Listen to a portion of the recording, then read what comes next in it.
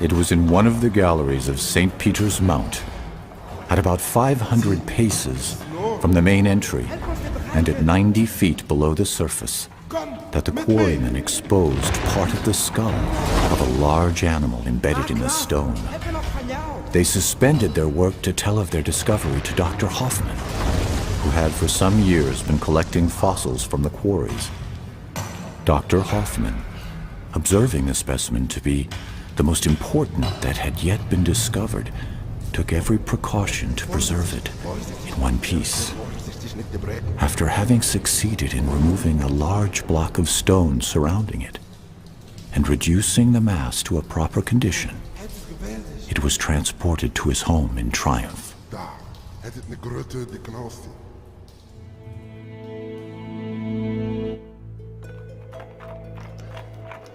25 years later, after the occupation of Maastricht by the French Revolutionary Army, Le voilà enfin!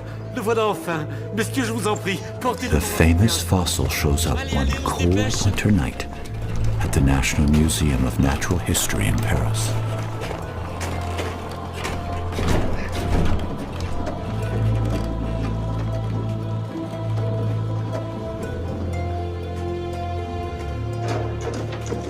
Mais faites attention, c'est inestimable! This strange thing they called at the time the unknown animal of Maastricht started to raise interest among the scientific community.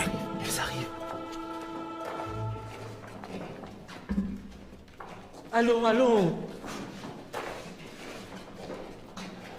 Encore un effort!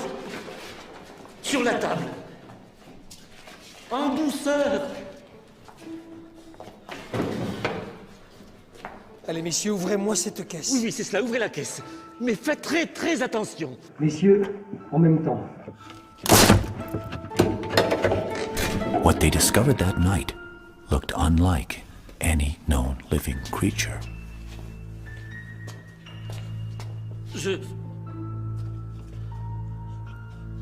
Some thought it was a crocodile. Je crois que c'est un Others crocodile. believed it to be a whale. Ce doit être plutôt Neither the shape of its teeth une baleine. nor the size of the jaws Regardez ses dents. helped them to determine its true identity. Mais c'est beaucoup trop gros pour un crocodile. Alors qu'une baleine me Back semble then, beaucoup plus appropriée. that is 40 years before the discovery of the first dinosaur. Une baleine a des fanons. Nobody had ever thought that thousands of species could have lived and disappeared in a distant past. Maxillaire supérieur et la Je vous en prie, maxillaire ceci, inférieure. je vous en prie. Monsieur le But everything was about to change.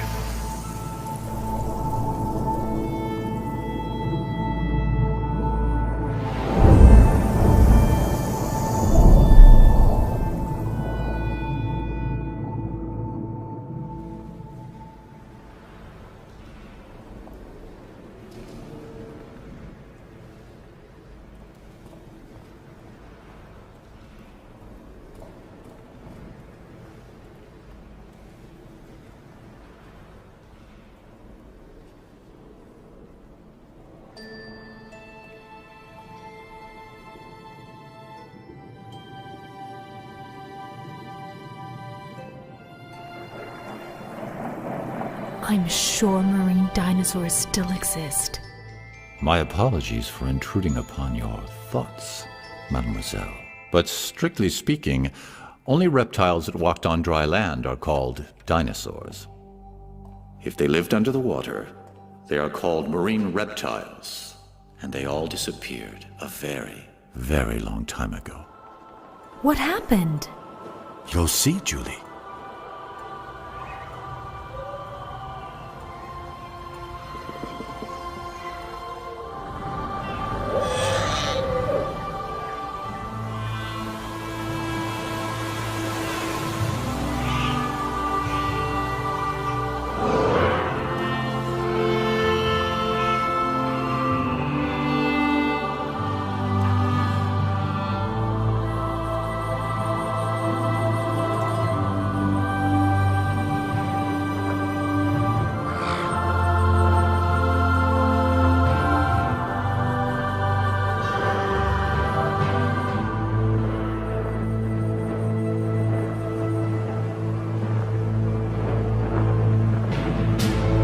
65 million years ago, reptiles ruled the world.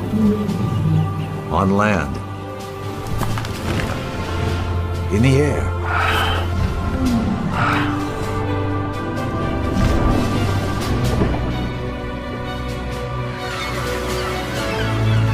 and reptiles were kings in all the seas as well.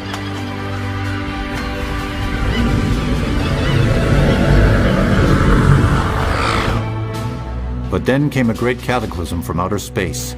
An asteroid 12 miles in diameter struck the Earth. This asteroid's massive impact unleashed the power of more than 100 atomic bombs. The sky went dark, and the Earth's climate changed drastically. 70% of all life on the planet perished. And with the end of the dinosaurs, it was also the end of the reign of the reptile in the sea world. And when did you say that happened? 65 million years ago. So then humans came right after that. Humans will come a little later. How much later? 65 million years. You're kidding. Modern humans like you and I only appeared barely 200,000 years ago. In comparison to the age of the Earth, that's a blink of the eye. 200,000 years? An instant in geological time. Somewhat difficult to comprehend, is it not? Comparing thousands and millions and even billions of years. Don't you agree? Then follow me, Julie. And when you want to stop time, say stop. Stop? All right then, forward to the past.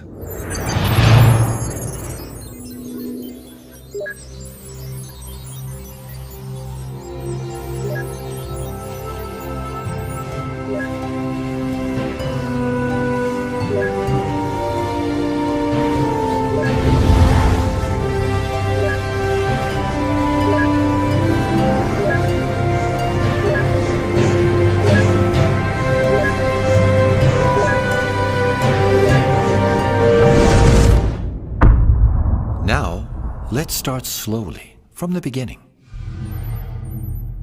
Earth forms 4.5 billion years ago. Then life appears but remains microscopic for 3 billion years. In this time spiral, only the last turn interests us. That leads to our time. Let's consider this as a 12-hour clock. 540 million years ago, at 2 o'clock, the primary era begins. Life grows and evolves in every environment. At 7:30, the secondary era, or the Mesozoic, begins. It is the age of reptiles. Including the famous dinosaurs. Yes, as well as flying and marine reptiles. The next and last era, the Cenozoic, is the age of mammals. On this clock, Homo sapiens, our minuscule species, appears just 8 seconds before 12. The Mesozoic takes place between the two major ecological crises that led to the extinction of many species on Earth, the largest at 7:30, and the last right there at 10 to 11. That one caused the extinction of the dinosaurs and large marine reptiles. But how did it start? Well, first, you'll need a microscope. Life on Earth starts in the water as bacteria 3.5 billion years ago. Slowly, this microlife evolves. Then, 650 million years ago, life becomes visible to the naked eye, soft-bodied organisms. The following 400 million years bring with them an explosion of life. New morphological forms appear, reaching considerable sizes.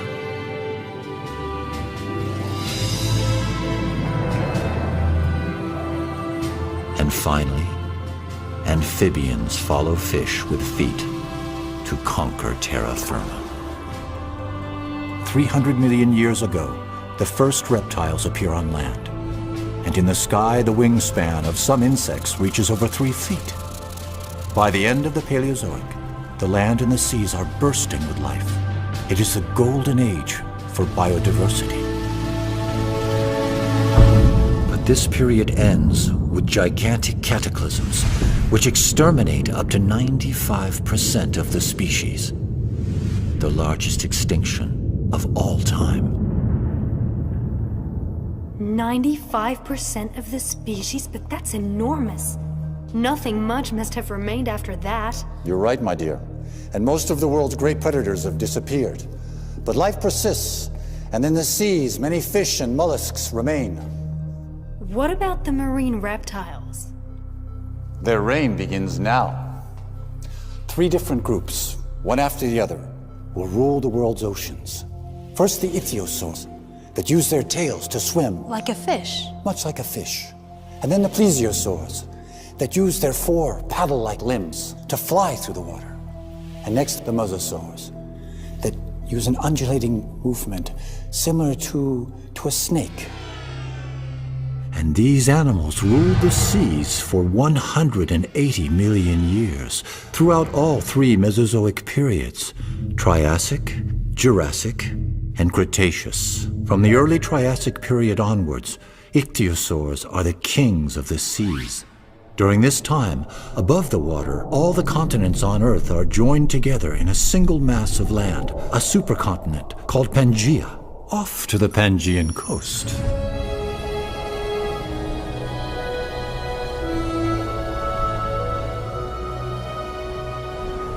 Switzerland? Yes. At this time, most of Europe is underwater, a shallow and warm sea.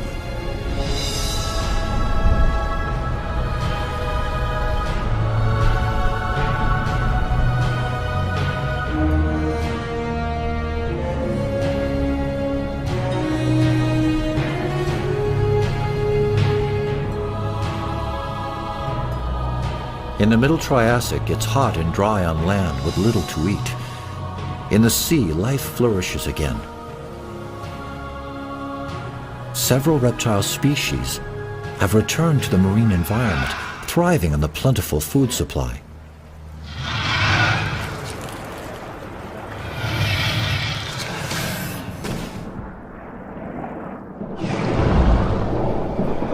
The Tanystropheus hold a world record. In proportion to their bodies, they have the longest necks ever recorded.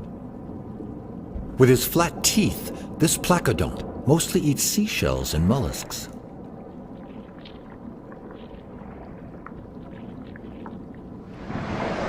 Aren't those turtles? Not at all, but they too have developed a tough armor to keep them relatively safe from the great predators of the Triassic, like the nothosaur.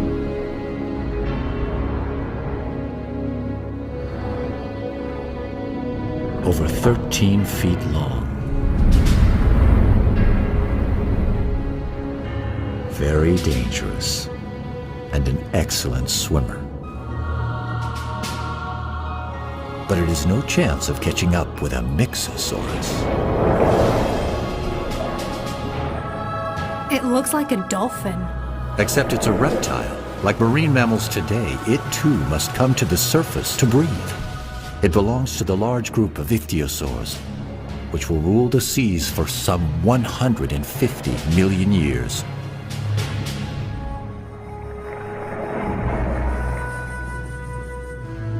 That one doesn't seem quite big enough to rule anything.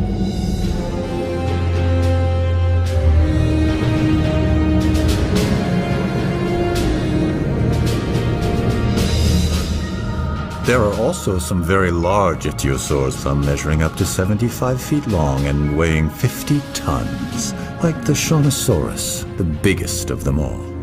Wow. Like all ichthyosaurs, it lives in groups and mainly eats mollusks and small fish.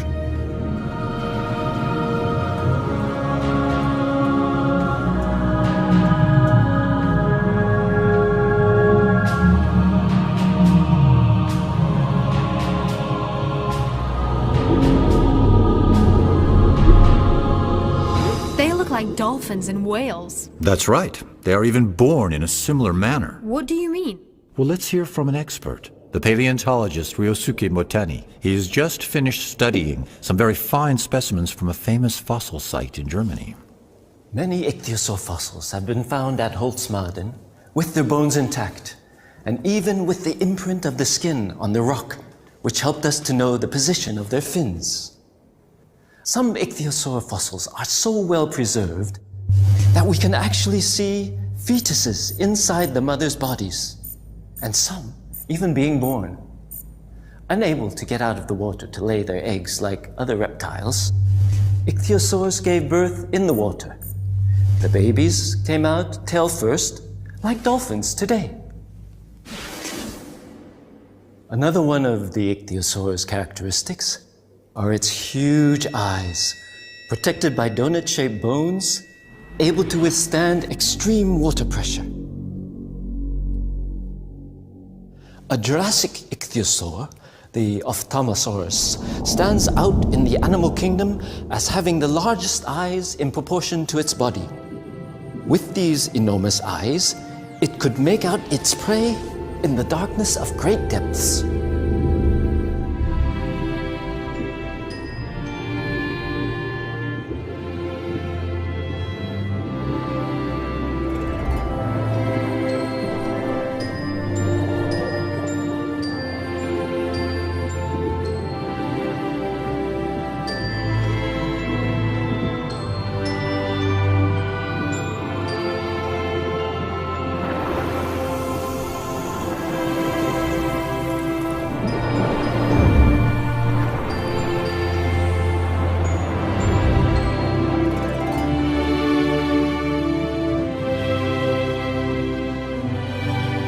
Strangely enough, the ichthyosaurs became extinct in the middle of the Cretaceous, despite their amazing adaptation to sea life. But how can we know so much about species that became extinct 90 million years ago? Perhaps because of the large number and the quality of fossils left. And, of course, thanks to those who discovered them. Here we are in London, in one of the most beautiful galleries devoted to Mesozoic marine reptiles. Nathalie Bardet is currently the French expert on these animals. A long time before dinosaurs were discovered, the remains of marine reptiles had been known to fossil collectors. Mary Anning. In the early 19th century, she was a child when she started to collect fossils around her home along the Dorset coast in southern England. During her lifetime, with an amazingly sharp eye, she found some of the most famous fossils, ichthyosaur and plesiosaur, exhibited here at the Natural History Museum of London. One of the most complete plesiosaur skeletons ever found was Romelosaurus.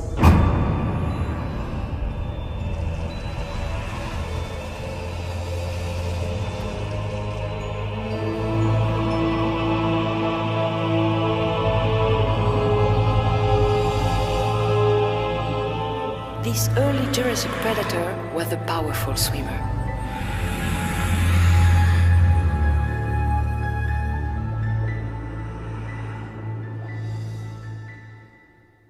During the Jurassic period, a new group of marine reptiles takes over, the plesiosaurs. At the beginning of the early Jurassic, Pangaea has started to break up and drift apart into different pieces. It is still hot, but the climate is becoming much more humid. Such conditions are perfectly suited to the development of life all over the world.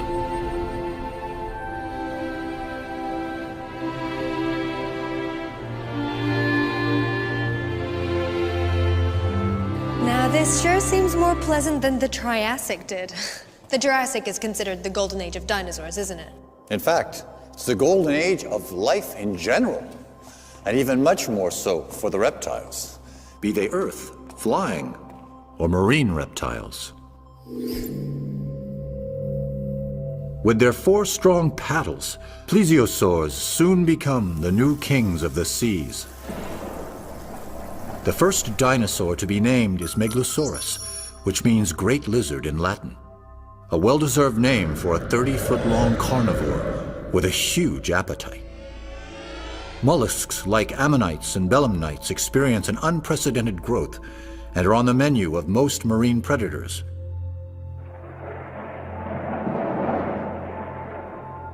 By the late Jurassic, some animals reach record sizes like the Brachiosaurus, over 100 feet long, and can weigh more than 6 elephants. Godzilla, that is the nickname given to this large marine crocodile discovered in the Andes. With large bony plates on its back, the Stegosaurus, a 3-ton plant eater, is a contemporary of the very first birds. At the end of the Jurassic period, as the continents continue to drift, new oceans appear, and new plesiosaur species rule the deep.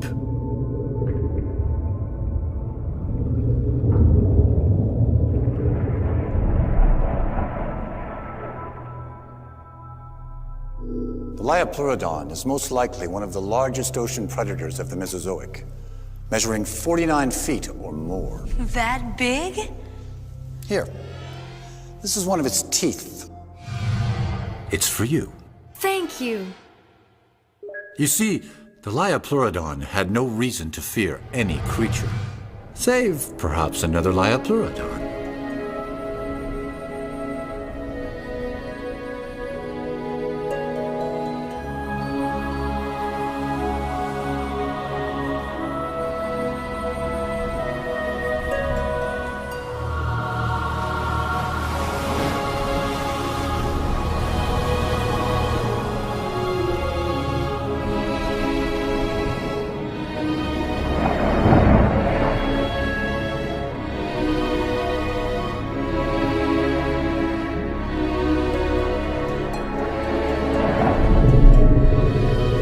Here is a pair of Liopleurodon. The male is attempting to court the female. Look at her. 50 feet of sheer muscle, 4 deadly paddle-like limbs, and jaws about 10 feet long that hold teeth, even bigger than the one I gave you.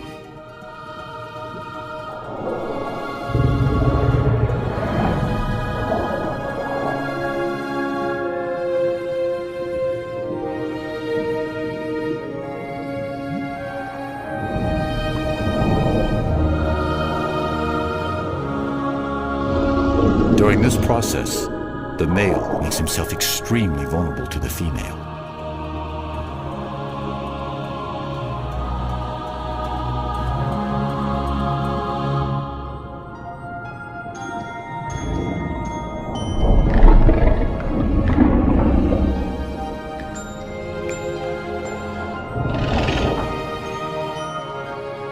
It seems to have worked.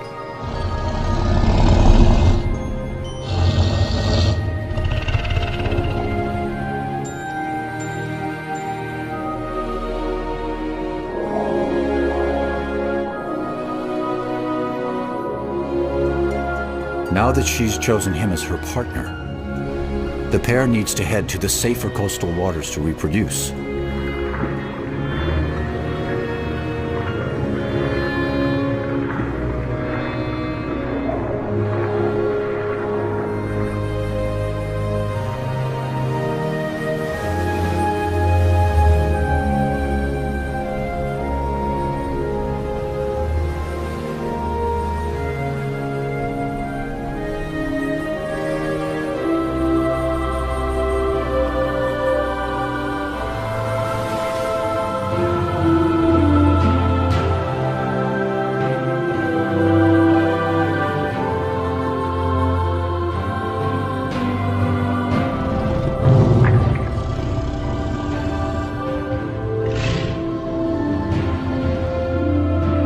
Like sharks, the male Liopleurodon holds on to the female while mating. Their young will be born in a few months.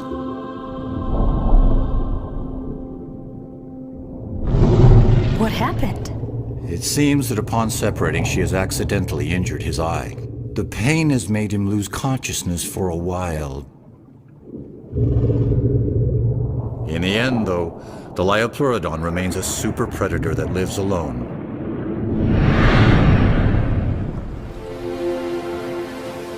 At the end of the Jurassic era, its territory spanned from Europe to South America. Here we are with Zulma Gasparini, who discovered the marine crocodile nicknamed Godzilla in the Andes. People believed for a long time that the world had always been the same as it is now. And it was only in 1915 that Alfred Wegener, a young German scientist, put forward a revolutionary theory he called the continental drift. Among the solid arguments that Wegener used to support his theory, a tiny marine reptile that lived 250 million years ago, the Mesosaurus, was to become unexpectedly important. Indeed, we have found on both sides of the Atlantic Ocean identical fossils of this animal. But considering the small size of the Mesosaurus, like the one we have here in this virtual aquarium, it is obvious they were much too small to cross an ocean as vast as the Atlantic on their own. The conclusion is inescapable. If they did not cross the ocean, then the very continents that contained their fossils must have separated.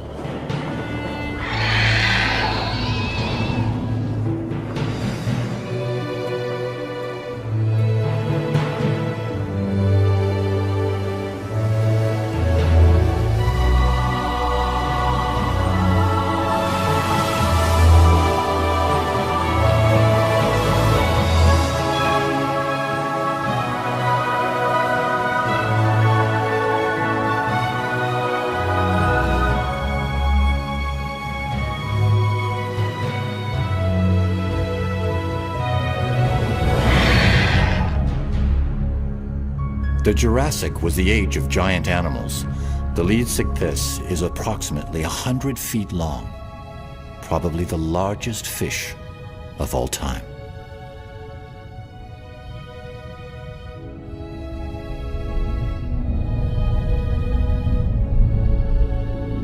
What are these long-necked plesiosaurs called? Those are elasmosaurs. They're gulping down gastroliths, stones they swallow in order to help their digestion. So, what do they actually eat? Mollusks and a lot of fish, judging from their long, sharp teeth.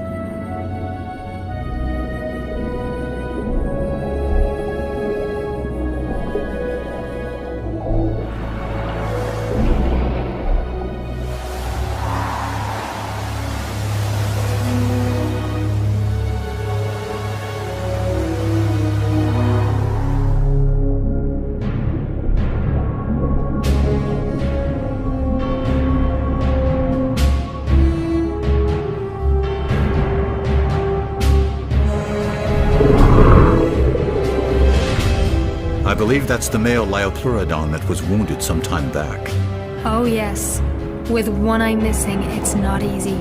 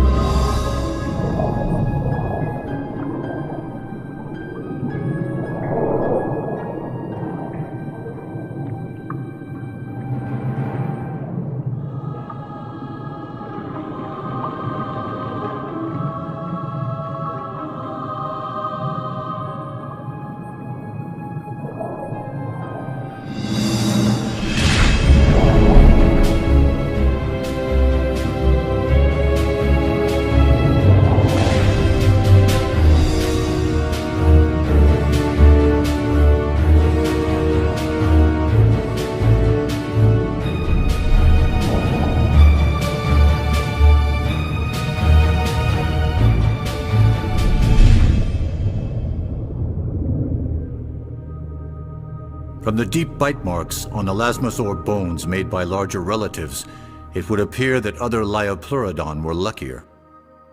30 million years later, Kronosaurus took Liopleurodon's place at the top of the marine food chain. Kronosaurus remains were first discovered in Australia during the 1930s. A 13-foot-long skull with 10-foot jaws, armed with dagger-like teeth. To tell us more about plesiosaurs, here's Dr. Benjamin Keir, an Australian expert on these animals. Marine reptiles' remains have been found on every continent, particularly those of plesiosaurs. Up to 46 feet in length, they were magnificent ocean-dwelling reptiles that flew gracefully through the water with 4 massive paddles. The order Plesiosauria was large and varied. It's been broadly divided into 2 superfamilies based on their overall body structure. Some of them, thanks to their large heads and powerful short necks, were the super predators of their time, like Kronosaurus. Others were the complete opposite, with tiny heads at the end of extra long necks, such as Elasmosaurus. Plesiosaurs lasted as long as the dinosaurs, until the end of Cretaceous, 65 million years ago.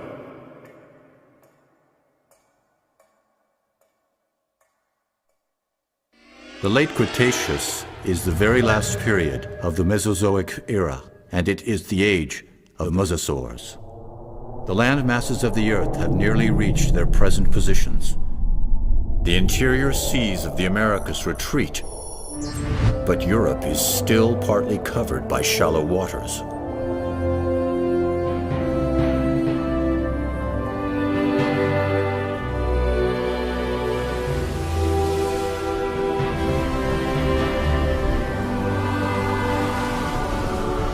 And what about the climate? Very comparable to the climate of today, but warmer.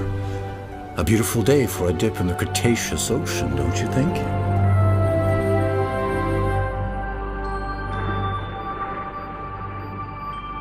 As has been the case for millions of years, mollusks are still a favorite meal for most predators.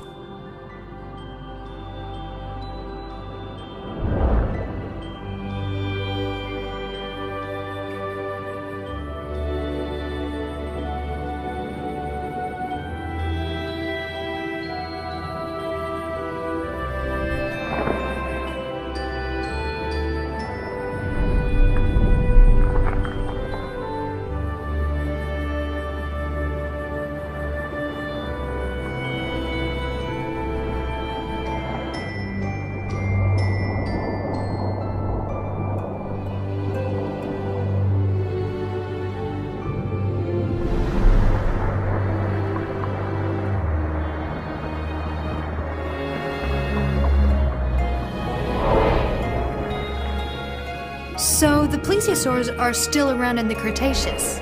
Indeed, there are some, but they are no longer at the top of the ocean's food chain, a place now disputed by the 2 greatest predators of this era. In this corner, the largest fish of the Cretaceous, a 23-foot-long shark. And in this corner, the most powerful marine reptile, the Prognathodon, a 40-foot mosasaur. It looks just like a great white of today. Indeed, just larger.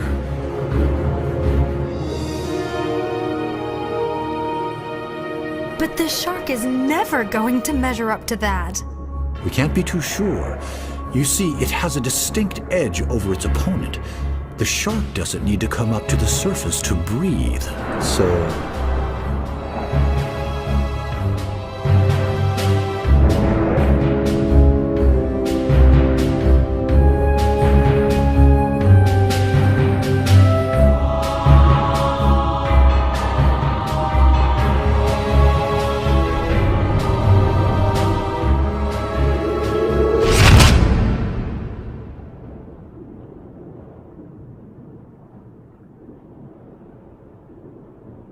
Oh, well. I told you the mosasaur was going to win. This time, yes.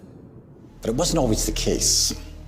We've even found shark teeth embedded in mosasaur bones.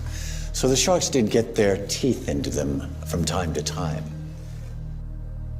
By the way, wasn't it a mosasaur that was found in a mine back in the 18th century?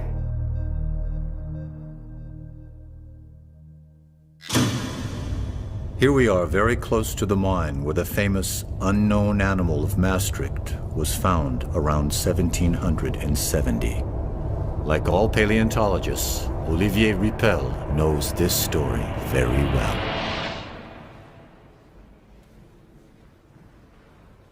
In 1795, when the fossilized mosasaur of Maastricht arrived in Paris, Georges Cuvier was a young 26-year-old anatomist who had just started working there at the Museum of Natural History. This skull was the first great fossil ever to be thoroughly studied by scientists who found it quite difficult to classify this creature. But it was Georges Cuvier who would provide the solution based on comparative anatomy. The reptile from the Meuse River, the mosasaur, was a giant sea lizard, a close relative of the monitor lizards. But this species became completely extinct before the dawn of time. And so, the mosasaur helped to support Cuvier's hypothesis that several universal cataclysms occurred on Earth in the distant past. And thanks in part to this large animal, Georges Cuvier is recognized today as the father of paleontology.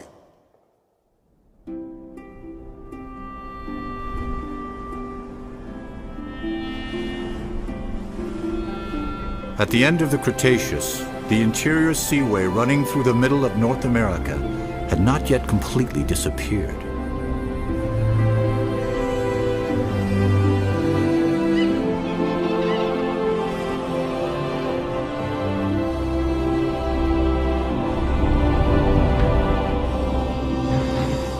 So there are sharks on the other side of the Atlantic as well. In addition to marine reptiles, they are found in all the oceans. Contrary to dinosaurs, marine animals don't have any borders.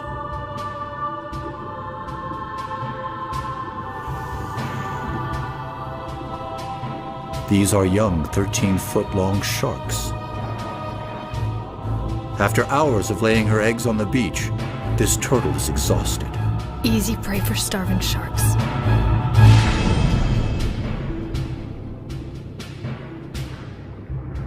Ah, but they are not alone. A mosasaur.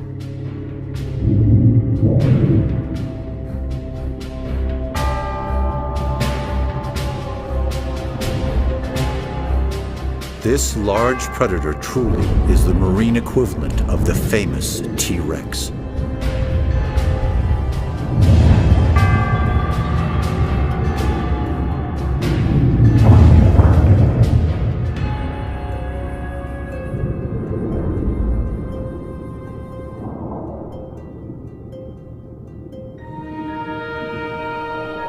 The mosasaur will become the last ruler of the ancient seas.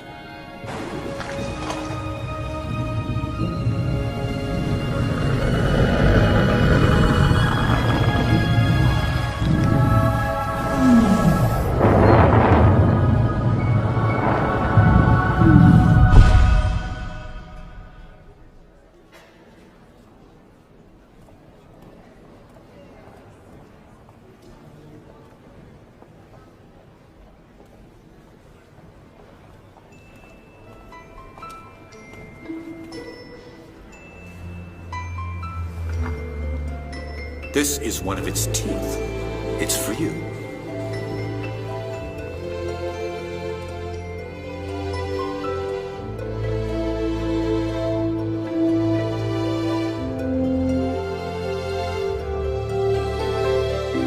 Without fossils, no one would have ever dreamed that there were successive epochs in the formation of the Earth.